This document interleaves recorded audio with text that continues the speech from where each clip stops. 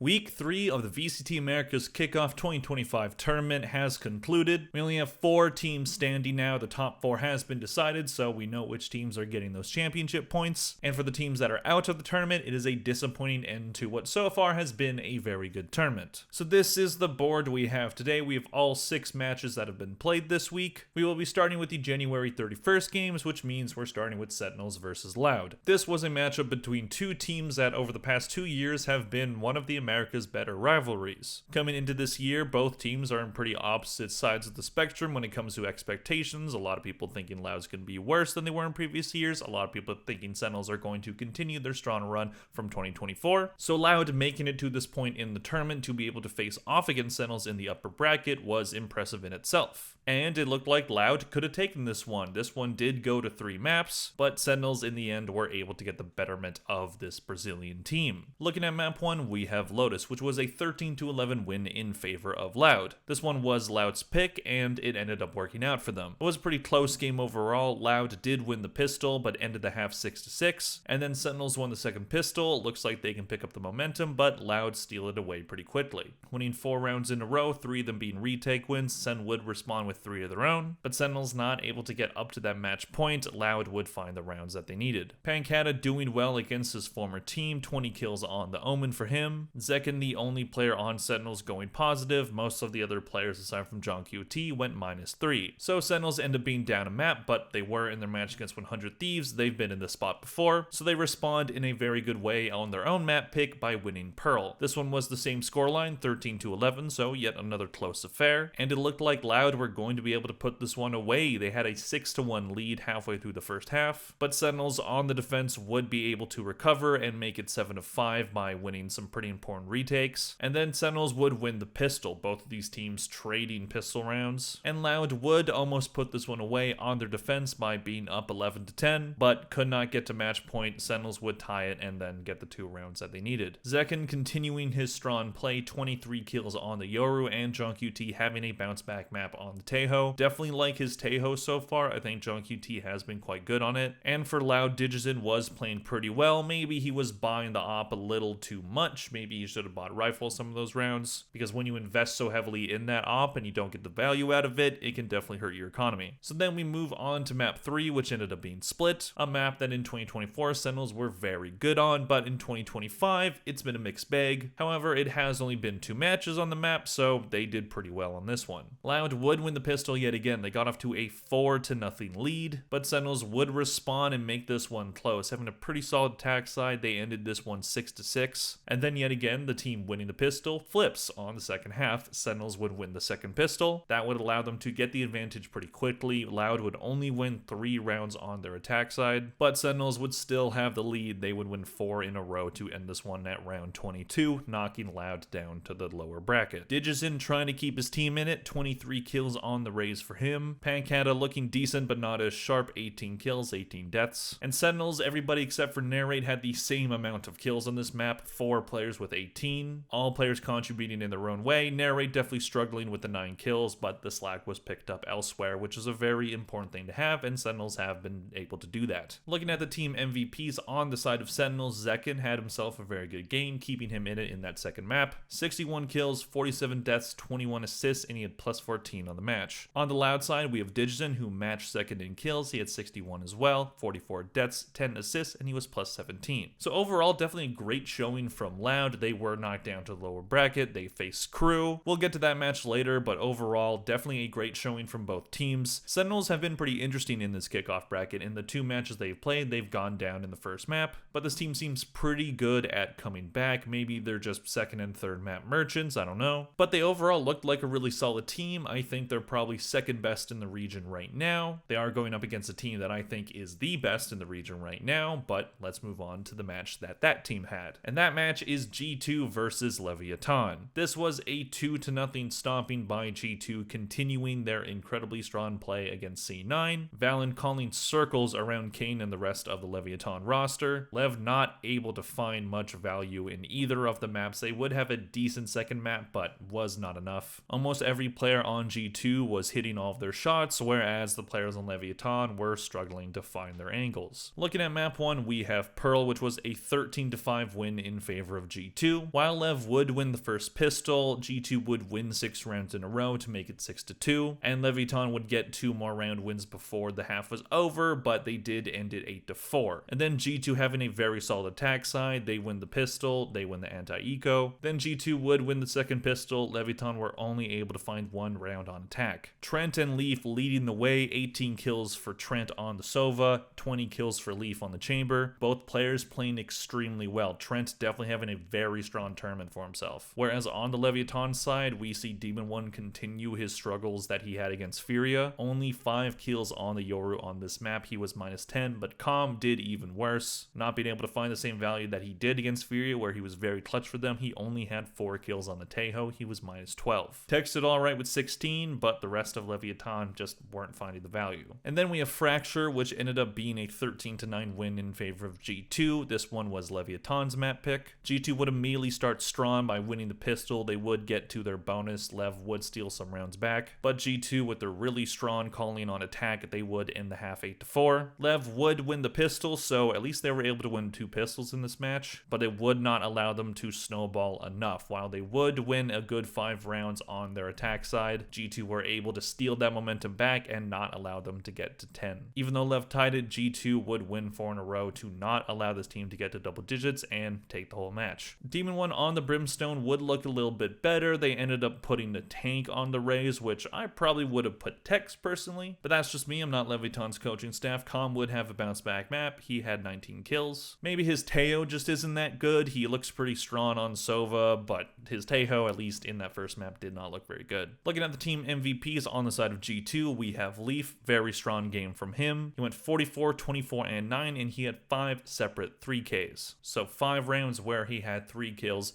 Very impressive work from Leaf. For the Leviatan side, Tex had a decent match for himself. He went 32, 31, and 2 for +1. So this match knocked Leviatan down to the lower bracket, where they would later face MIBR, and G2 move on to the upper bracket. They are facing Sentinels next for that first spot at Bangkok. I think they're definitely the favorite going in, but Sentinels are not an easy team to beat, as evident from the 2 games that they've played so far. But it's hard to argue that G2 haven't looked like one of the best teams in the entire world at this kickoff bracket. They're calling super good, they're all hitting their shots. Even when a couple players are struggling, they still find a way to get value from those other players. They're a very deep team, they're coached really well, they look really disciplined. The chances for this team to make it to that first international tournament are high, but they need to prove that they can do this consistently and do it up against some teams that are probably around the same tier as them, because I don't think they've been tested in the same way that some of the other teams have. But Sentinels will definitely be a good test for them. I cannot wait for that match. Moving on to the February 1st games, we have MIBR versus Evil Geniuses. This was the return of Ospos versus Ye, a rivalry that dates back to 2022 when Ospos was on Loud and Ye was on Optic. Haven't seen these players play against each other since that 2022 Champions Grand Final, so this match, long time coming. And Ospos and MIBR would able to win that matchup in a convincing 2-0 fashion. Evil Geniuses would play well in the first map, but as soon as they lost that, they seemed to just not find an answer on Split. Very dominant performance by MIBR on that second map, whereas the first one was pretty close. And MIBR, after looking pretty pedestrian against 100 Thieves, have recovered quite well. They are definitely looking like a scary team right now, and this match against Evil Geniuses shows that they're ready to compete. Looking at map 1, we have Abyss, which was a 13-10 win in favor of MIBR. That one was MIBR's pick, and this one looked pretty close pretty quickly. EG winning the pistol and the second round, but after that they weren't able to string more than 1 round at a time. MIBR going on multiple 2-round win streaks to make this one a pretty even half. 6-6 at the half, MIBR win the pistol, but EG stealed the momentum back right away. Winning 4 rounds in a row, they have a 10-7 lead. They can put this one away if they just win 3 more rounds, but that was not the case. 6 in a row from MIBR to put this one away. Ospos doing his job as that veteran presence, 25 kills for him on the Jet for +11. Genome and Cortesia doing pretty good jobs as well. Cortesia 19 kills on the Cypher. Whereas there's definitely some struggles on the Evil Geniuses side. Superman was the only person that went positive with 25 kills on the Omen. Impressive work from a controller player. But Ye and Icy struggling with 12 kills each. Those 2 new additions not finding the value that they have been able to in previous matches. Then we move on to Split, and all of EG just kind of crumble. This one was a 13-3 stomping from the Brazilian team. EG having a pretty abysmal attack side, MIBR winning that pistol and being able to string some rounds right away. EG having a pretty abysmal attack side, 10-2 at the half. MIBR winning the pistol and going on a 6-round win streak to end the half. EG would win the second pistol. Maybe they can at least make this one interesting. Nope, 3 in a row from MIBR, and this one's over quick. Icy did at least top frag for EG this time, 11 kills from him, but if that's your top frag, then yeah, things did not go very well. Ye with 10 kills on the chamber, whereas a lot of really solid performances by MIBR. Artson especially 20 kills on the Rays. Glad to see that he's playing a little bit of Duelist. Nosworth did top his team in VLR rating despite being the 3rd best in kills, but he had a really good game, and Ospas not even top fragging for this one. That shows that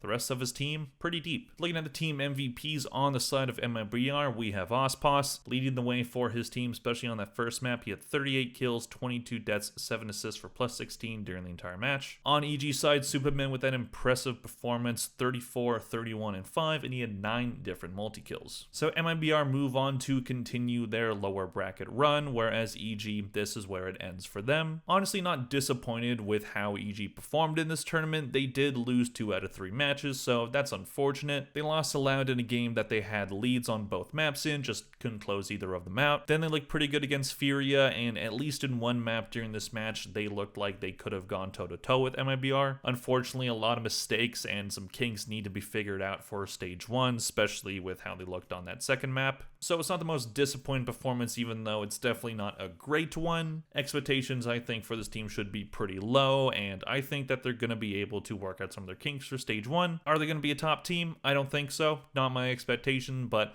I would like to see this team play spoiler to some of the bigger teams, so we will have to wait at least 2 months before we see them again. Moving on, we have probably the biggest upset of the week, Crew 2-1ing NRG. Now, I've already talked about this match pretty in-depth in my video against NRG, so you can go watch that one as well, but I will go into the maps here. But NRG, they just could not find an answer for Crew having a really strong match. Despite Crew losing the map in this match, this is probably the best they've looked in a long time, especially when you think of earlier in the bracket where they faced Loud and just got destroyed. They have cleaned up their game since then. Maybe that match against 2G that was just a cakewalk for them, maybe that showed them to themselves that, hey, we're actually a really good team, we can just stomp on people. And this match wasn't a stomping, but NRG were the heavy favorites, and Crew were able to outplay them for most of the match. This one definitely could have been a 2-1 victory for the LATAM team, but NRG had Mata, who was keeping them in this match almost single-handedly. A really disappointing performance from a lot of members on that team that had higher expectations, had aspirations of making it to Bangkok. For the second year in a row, NRG has came into a season with high expectations by building a pretty good roster on paper, and after looking good at times, they blew it pretty quickly.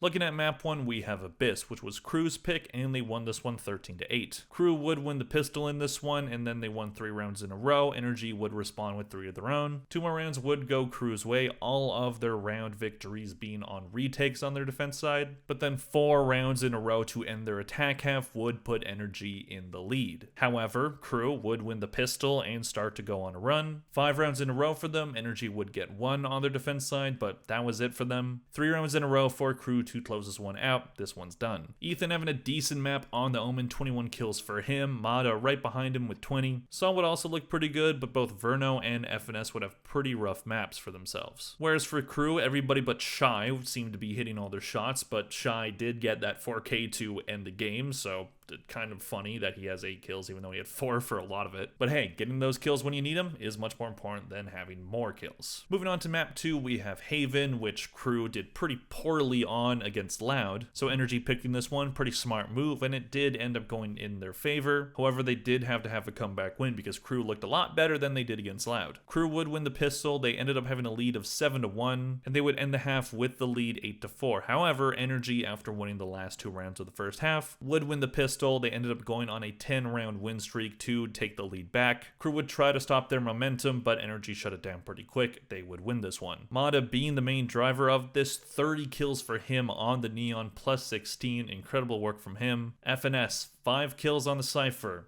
Yet again, a poor performance from him. And for Crew, Melzer led the way, having a very good match for himself, 19 kills on the Omen. Bit of a disappointing performance on this map from Kesnet, going -5, but the team overall looked pretty good. Especially on Bind, where they did win this one to end Energy's hopes and dreams. Especially being on a map that FNS-led teams have been pretty good on in the past, was not the case in this one. Energy would win the pistol, but Crew steal it right back, win 4 rounds in a row. Energy would try to get something out of their attack side, but the half did end up 8-4 in Crew's favor, and Energy just could not mount that comeback. Crew winning the pistol pretty much ended hopes of that happening. Energy only getting 3 round wins on their defense side. Crew get the last 2 that they needed, and Energy is out. Mata unfortunately not finding the same value that he found on those first 2 maps. It seemed like he just ran out of gas, and the rest of his team was not performing to the level that you needed to, so that Mata doesn't have to be relied on as the only person getting kills. Some would tie for top frag, but if you're only top fragging at 14 kills, that's not great. Ethan having a disappointing map for himself. He did have 12 assists, but he had 6 kills and 15 deaths. Whereas Shy had a huge bounce back, Adverso looked incredible as well. 25 kills for Shy on the Vise, 21 kills for Adverso on the Viper. Kesna looked a lot better as well, and Melzer continued his strong play. Looking at the team MVPs on the side of Crew, I put Melzer for that strong play. 48 kills, 34 deaths, 21 assists for plus 14. Great play from him.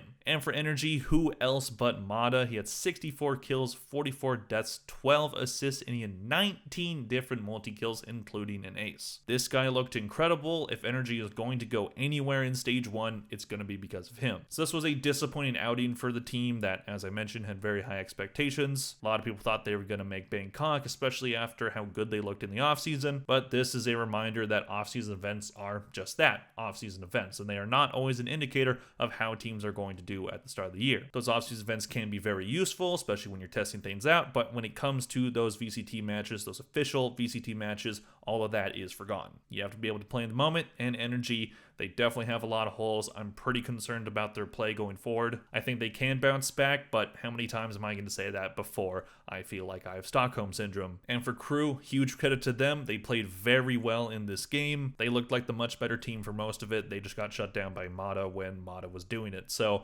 love their play. Love what Crew has done in this kickoff bracket after a very disappointing start. Moving on, we have the February 2nd matches, starting with MIBR versus Leviatan. This one, at least to me, was a highly anticipated match because of the implications. This was Ospos and Noswork getting revenge on their old team. And for the Leviatan players, this was probably a chance to shut down Ospos, win against your former player who left. But Ospos and the rest of his team would end up getting the better of them. 2-1 victory for them. This was an absolute banger match going all the way into overtime on map 3. Absolutely incredible match here. Both teams looking really good at times. Players like Ospos and Demon 1 going back and forth on the duelist battle. Cortesia and Xenom having fantastic matches for themselves. So the rookies for MIBR looking really dangerous, and the players on Leviatan definitely looked like they had something to prove. They just didn't get it done. Looking at map 1, we have Lotus, which ended up being a 13-7 win in favor of Leviatan. So not a stomping or anything, but definitely a dominant win for Leviatan. MIBR would win the pistol and get up to 4 rounds, but Leviatan taking the momentum away. But then Leviatan, having a very strong attack side, would win 5 rounds in a row to start that second half. MIBR only winning 1 round on the retake, 2 more in a row from Leviatan. This one's done. Kane having a great match for himself on the Omen. He had 17 kills on that roll. And Demon 1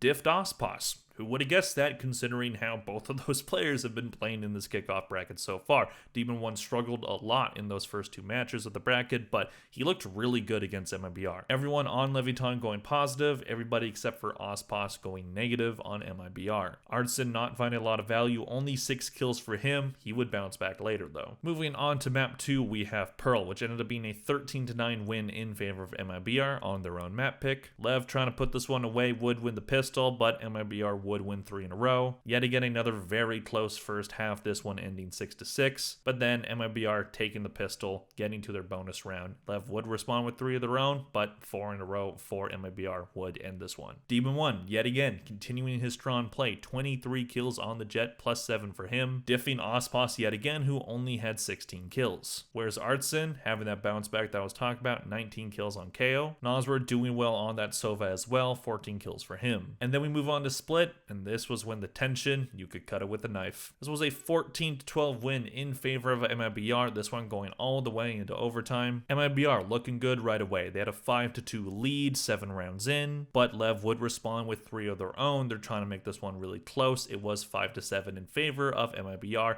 at the half, and then Lev win the pistol. They ended up getting the lead. They had a 9-8 lead, but then MIBR 4 in a row to get to map point. They can take it all here. They have 3 chances to do it. Lev would shut him down. Unfortunate plays from Ospos trying to put it away. He kind of overextended on that round 24, almost cost them the game. But MIBR would learn from their mistakes in that overtime and put this one away. On the side of Leviatan, the tank had a pretty good match for himself, 20 kills for him, 17 for Tex. But on the MIBR side, the rookies would shine bright. Genom and Cortesia having very strong maps here. 20 kills for Genom on Astra, +8 for him. Cortesia 22 on the Viper. Arnson would top frag by getting 26 kills on the Rays, so MIBR running a double duelist comp with Ospos on the Jet. He would be 4th in kills, and he looked pretty good overall, but as I said, those rookies were really picking up the slack. Really proud of what they were able to do here. Looking at the team MVPs on the side of MIBR, we have Cortesia, the first team MVP for the new guy, 53 kills, 49 deaths, 17 assists in 5 separate rounds where he got 3 kills. And on the side of Leviatan, Demon 1 having an amazing bounce back match.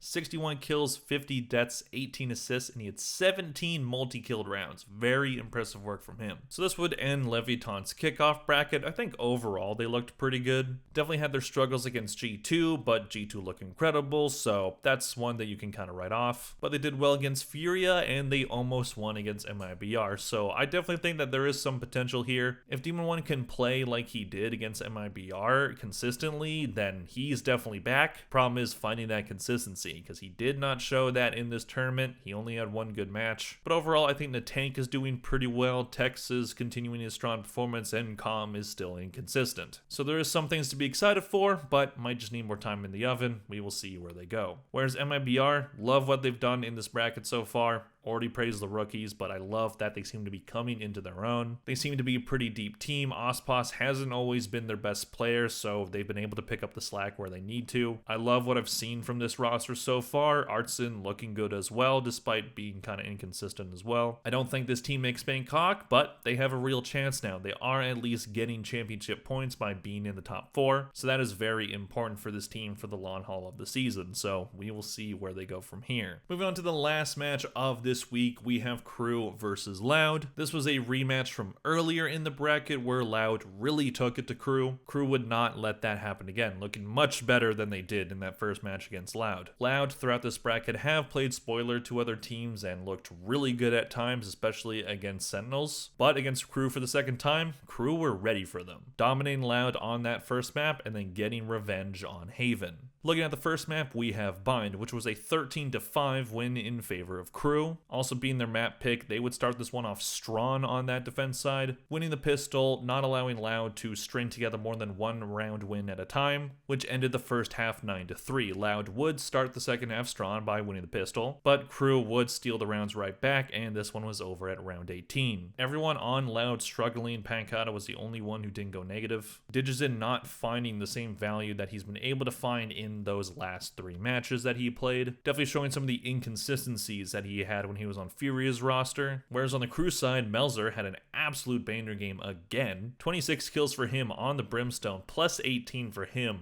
Fantastic match. Adverso being the only other player on Crew that went positive. In fact, those are the only 2 players that went positive in this entire match, so that's interesting. But then we move on to Haven, which Loud absolutely dominated Crew on in that first match against them, but Crew, it was their turn. This one would be closer though. Crew would be in the driver's seat on their defense side, winning the pistol and ending the half 9-3, looking like they're going to do the same thing that they did on Bind. However, Loud would start to mount a comeback. They would tie the game at 11 at round 22. They can get to map point. They were not able to do it. Crew win the only 2 that they needed. Digizin having a good bounce back map, 23 kills for him, +8, but no one else on Loud able to go positive. Kawazine having an unfortunate -8, definitely not looking as strong as he did earlier in the bracket. Whereas on Crew, Shy, Mazzino, and Melzer looking very good. 18 kills for Shy, Mazzino got 21, Melzer got 19. Kesnit didn't have a strong match, but I think that shows that Crew are a deeper team than what they used to be, because one thing I noticed in 2024 with them is that that every time Kesnet wasn't on, when he wasn't playing well, the team just wasn't playing well overall. But now it looks like they have a team that can pick up the slack where it's needed, so glad to see that change from them. Looking at the team MVPs, gotta shout out Melzer again. Second team MVP in a row from him. He had 45 kills overall, 25 deaths, 14 assists, and he went plus 20. Whereas on the side of Loud, not a lot of great performances to choose from, but Digizin did go 36, 33, and 1, and he was plus 3. So this match would end Loud's bracket and their bid for Bangkok. While they did go out, honestly, I'm pretty proud of this Loud team. I did not expect them to look this good. They definitely have some things to work out, and maybe this crew match can be a very educational lesson for them. But I definitely like what I've seen from them so far. Digizin, as I said, he can be inconsistent, but when he's on, he looks like one of the best duelist players in the region. Vinny's looked great as well so far, looking like a great choice for IGL. And Kawazin and Tui's and Pankata are still Kawazi, Tui's, and Pankata. So this team's chances, I definitely think, is higher than I would have put it heading into the season. So I like what I'm seeing from them. They just ran into a team and crew that looks like they're on a revenge tour. They've looked much better than I expected them to, and they beat some pretty good teams on their way to top 4. Definitely not having the same slow start to the year that they've had for the past 2 years. This team looks a lot better than previous rosters, but we'll see how far they can go with it. So those are all the matches that we have talked about. Let's look at the upcoming matches. So we have 2 more matches upcoming. We have Sentinels versus G2 and MIBR versus Crew. Sen versus G2 being the one that decides what's the first team that is going to make it to Bangkok. I'm going to say I think G2 is going to do it. I could see it going either way though, but I think G2 just look very good right now. And then MIBR versus Crew, a tale of 2 teams that I think definitely were not expected to be here by a lot of people. Crew has had the harder bracket, so I think I'll give them the edge just because of that. They've looked really good against some really good teams, but I can definitely see MIBR stealing this one. Either way, I hope both of these matches are close and long because there have been way too many 2-0 victories in the Americas. But either way, we are heading into the last week of kickoff. We will know the 2 teams that are going to be in Bangkok by February 8th. So suit up and get ready. So that's all I have to talk about today. Let me know in the comment section down below, what do you think of this week? Did you think these matches were awesome? Are you disappointed by the teams that got knocked out? Are you proud of the teams that are still here? Please let me know in the comment section down below what you think. Please click like and subscribe if you enjoyed this video. Thank you all very much for watching, and I'll see you guys in the next one. Bye.